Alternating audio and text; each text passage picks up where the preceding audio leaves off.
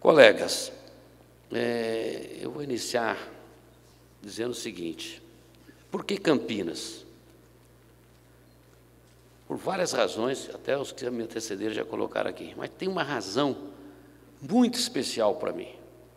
Eu sou natural de Ouro Fino, Minas Gerais. Todo mundo sabe que o Tadeu é mineiro, né? O Tadeu foi um grande engenheiro de manutenção de sapatos lá em Ouro Fino, engraxava sapatos. Vocês veem lá no meu gabinete, tem uma foto minha lá. E dia 5 de março agora, houve uma enchente que destruiu tudo perto da casinha onde eu morava. E um colega me mandou o vídeo. A água, quando ela vem demais também, ela provoca um estrago. E eu passei por duas enchentes dessa, uma em 59, eu tinha 6 anos, e a outra em 70. Tromba d'água, cai lá na cabeceira do rio, vem aquele avalanche de água, e quando chovia muito, a minha mãe falava para o meu pai: Zé, verifica como é que está o rio. Aí ele abre a portinha da sala, uma casinha bem humilde, e já dá de cara com aquele mundaréu de água na porta. Sai tudo correndo, tinha um barranco, onde era um estádio de futebol, meu pai era o zelador. Ainda hoje um aqui me provocou, falou assim: você conhece o Zé Musguinha? Eu falei: Zé Musguinha era o meu pai, ele tinha o apelido de Zé Musguinha, era zelador do campo. A gente corria tudo, era uma arquibancada no barranco, que eles cortavam, fazia como se fosse degraus, né? E o pessoal no dia de jogo tinha que levar o jornal, porque se não levasse um jornalzinho para forrar, sujava a roupa. Então a gente corria tudo lá para o barranco e ficava lá assistindo aquele mundaréu d'água passando. E eu me lembro, em 59, eu tinha 6 anos de idade, e minha mãe, nós éramos 5 filhos, cata um, cata outro, e corre, e não dava para salvar nada, a enchente levava tudo.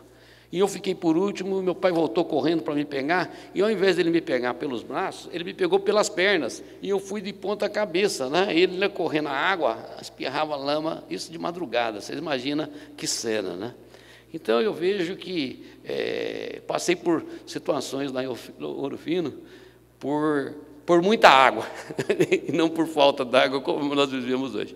Mas eu digo isso porque, quando eu fiz 17 anos, eu sempre falava que ia ser engenheiro civil, e a minha mãe catou a mudança, que era pouco, né, era só uma trouxa de roupa, porque não tinha geladeira, não tinha fogão. Televisão era o televizinho, né? Assistia no vizinho. Juntou ali, entramos no ônibus da Gardênia e viemos embora para Campinas. Então, uma situação... como muitos, né, no Brasil, vêm para São Paulo só com a trouxa de roupa nas costas. Nós viemos, não para São Paulo, viemos para o estado de São Paulo, mas para Campinas. E eu sou o mais fraquinho lá de casa, né? Eu tenho o curso superior aí de Engenharia Civil, formado em 76, e de Direito também inscrito na OAB. Os demais são mais do que eu, que são doutores, meus irmãos todos. Isso tudo nós devemos à cidade de Campinas. Então, esse reconhecimento eu não poderia deixar de expressar aqui, viu, Rogério, de que Campinas nos deu tudo. Então, a gente não esquece, isso marca, fica dentro da gente, dentro de mim, de toda a minha família, de todos os meus irmãos, que inclusive residem aqui em Campinas.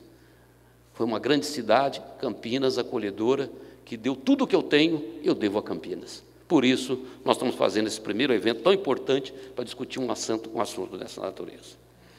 Bom, eu quero começar refletindo aqui com nossos colegas, a maioria aqui, muitos amigos, amigas, né? Refletindo o seguinte: a água, dizem, né, os especialistas, a gente aprendeu aí como engenheiro aí, que a quantidade de água, ela é a mesma e tem o ciclo da água, né, que inclusive o Guilherme Arantes expressa muito bem naquela música dele chamada Planeta Água, né?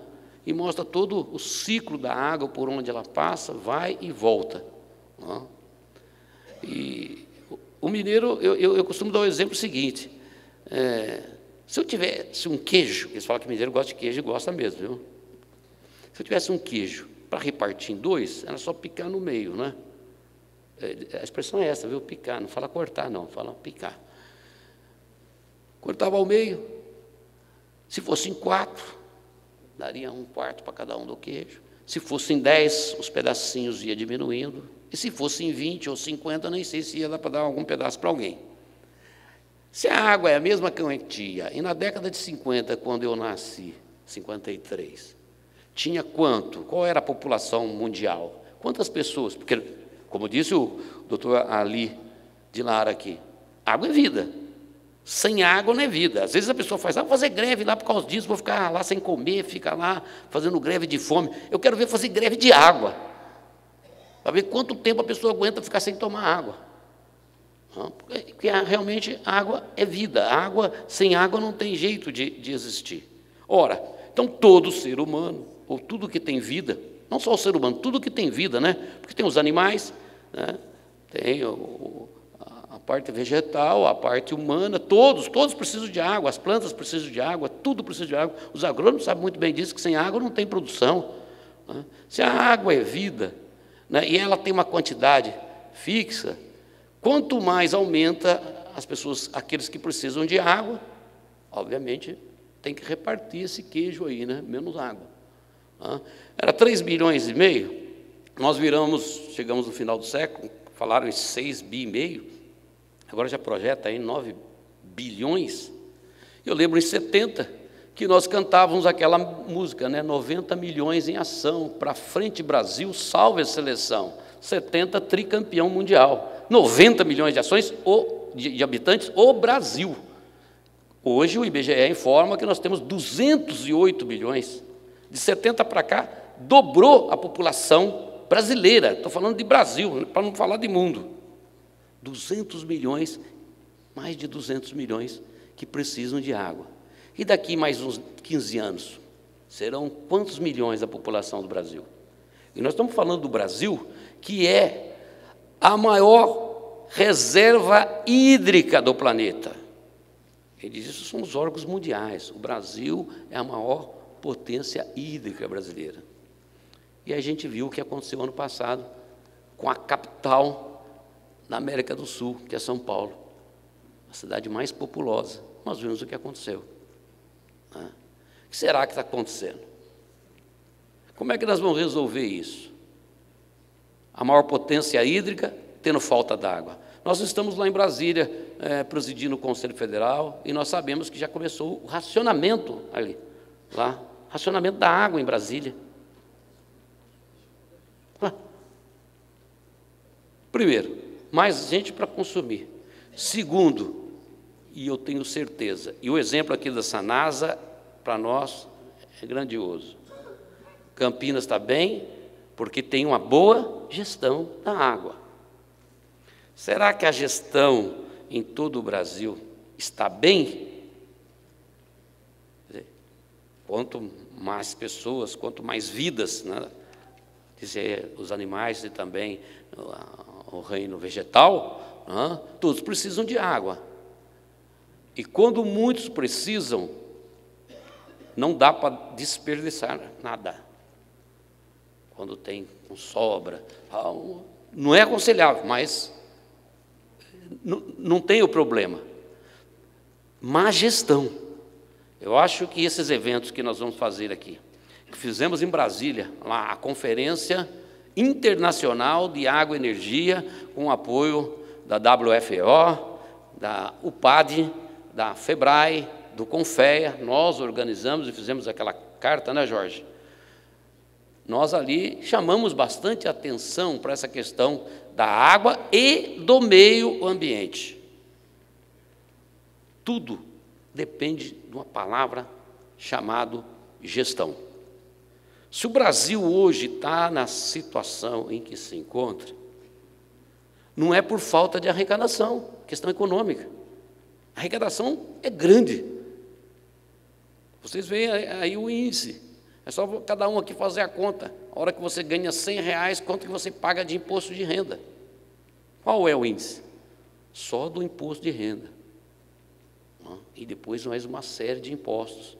Sem contar que em tudo que a gente compra, uma roupa, uma caixa de fósforo, um arroz, o que você comprar tem imposto ali embutido. A arrecadação é grande. E quem paga é o povo. E nós elegemos pessoas para fazer a gestão econômica.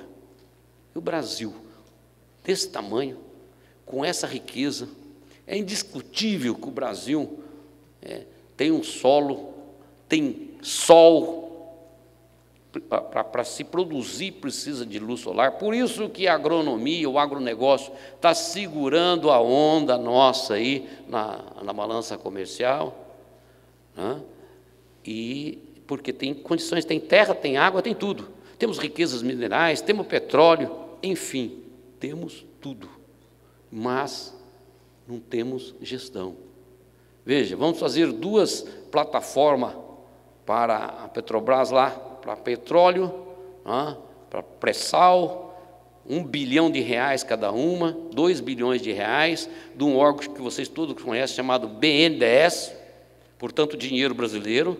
Sai um edital de licitação, não é, Murilo?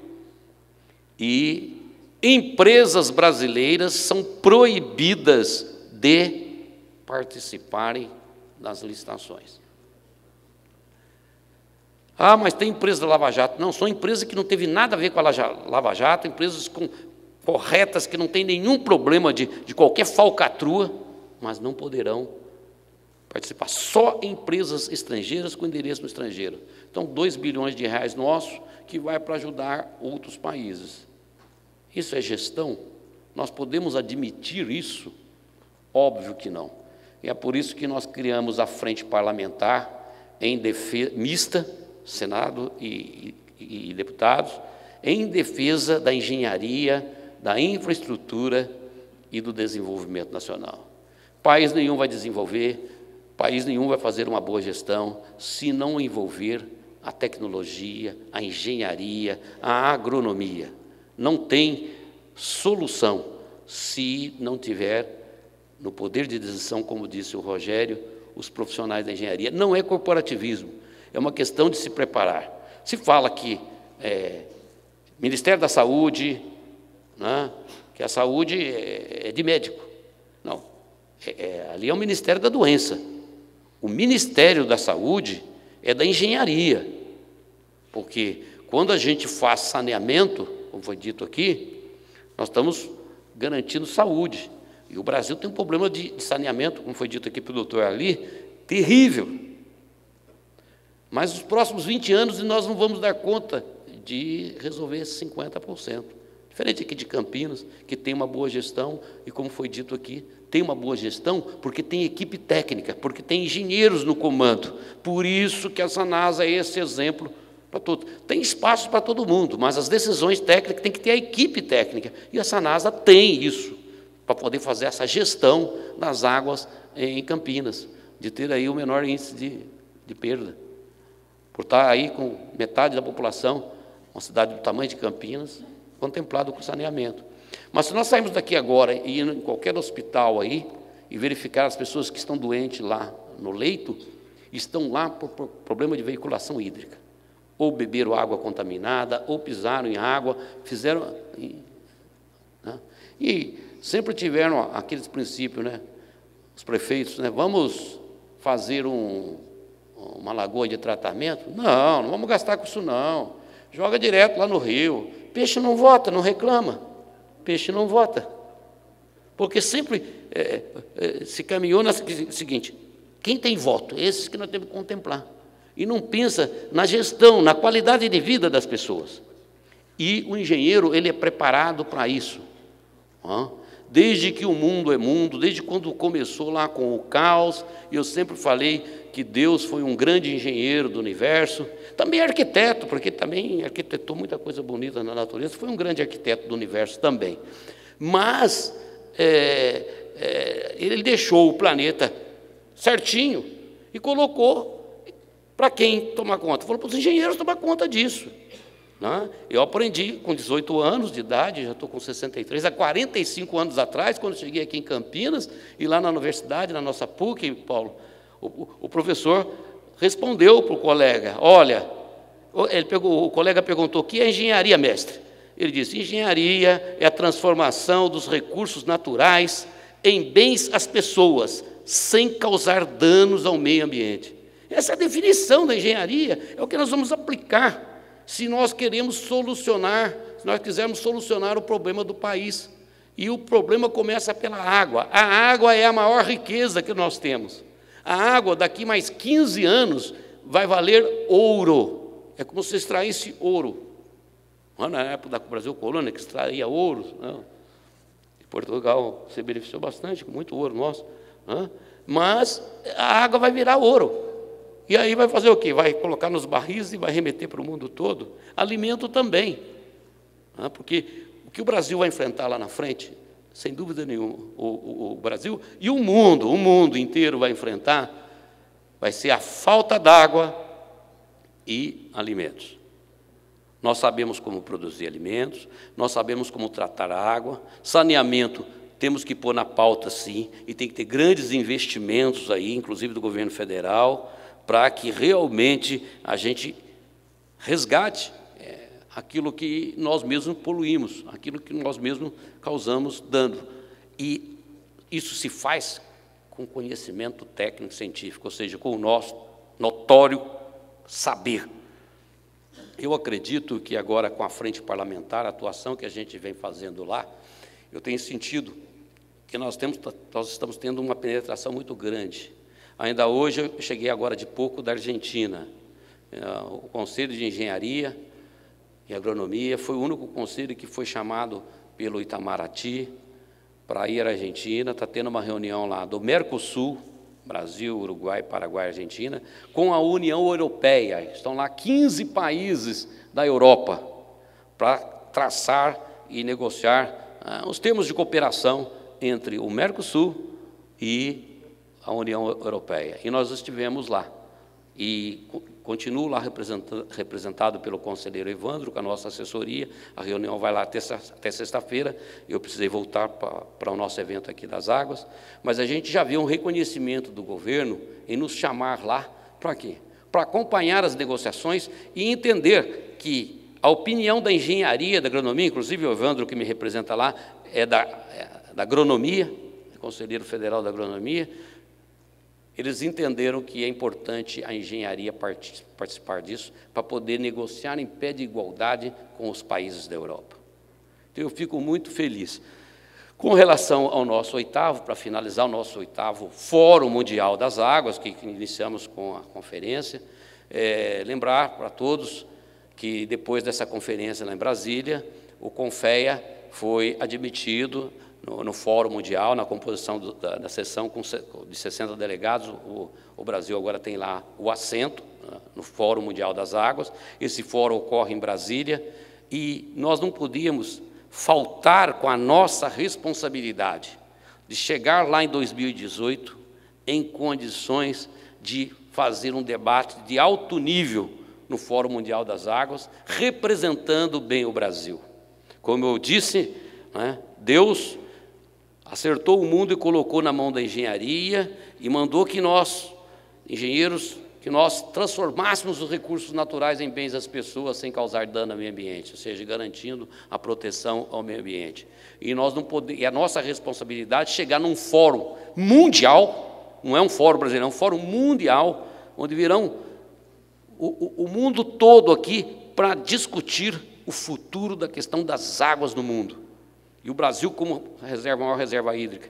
E o Conselho Federal de Engenharia e Agronomia, juntamente com os CRES, que são os legítimos representantes da engenharia e da agronomia, tem essa responsabilidade de se preparar, de fazermos os nossos eventos que deverão ocorrer no Nordeste, no Norte. O próximo deve ocorrer na Amazônia, lá no estado do Amazonas, em Manaus, e nós sabemos o potencial hídrico que tem lá. E por aí vamos também discutir no Centro-Oeste, lá com o Araguaia, Tocantins, vamos discutir aqui no Sul o nosso aquífero Guarani, além dos rios que nós temos, e aqui a região de Campinas, que além de ter uma motivação muito especial para mim, eu vejo aqui que a 30, 40 minutos de Campinas passa aqui o rio Tietê, que atravessa toda a capital de São Paulo, e coleta tanto resíduo, tanta poluição, passa por aqui, por Itu, Sorocaba, aqui, e vai para todo o interior. É o único rio estadual, porque ele nasce no estado de São Paulo e morre no estado de São Paulo, deságua lá no Paraná. A PCJ aqui de Campinas, do lado. O rio Mogi Guaçu, que está a 40 minutos daqui.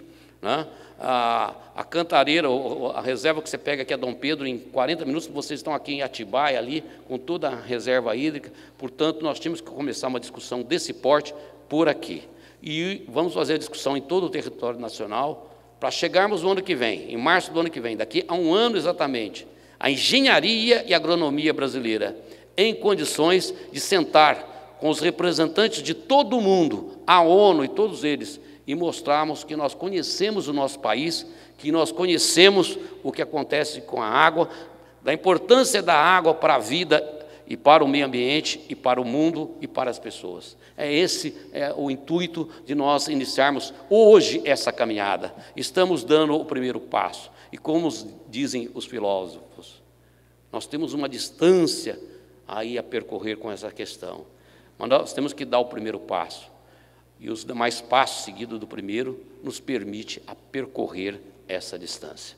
É um conceito da física, nós engenheiros gostamos muito de colocar essas questões. Mas começamos com o primeiro passo e tenho certeza que esse primeiro passo aqui de Campinas é um passo forte, decisivo e que vai fazer com que nós cheguemos lá no nosso destino, em Porto Seguro, tranquilo e em condição de mostrar para o mundo que a engenharia e a agronomia do nosso país não fica devendo nada para as engenharias dos outros mundos, do resto do mundo. Muito obrigado, boa noite a todos. Um bom evento para todos nós.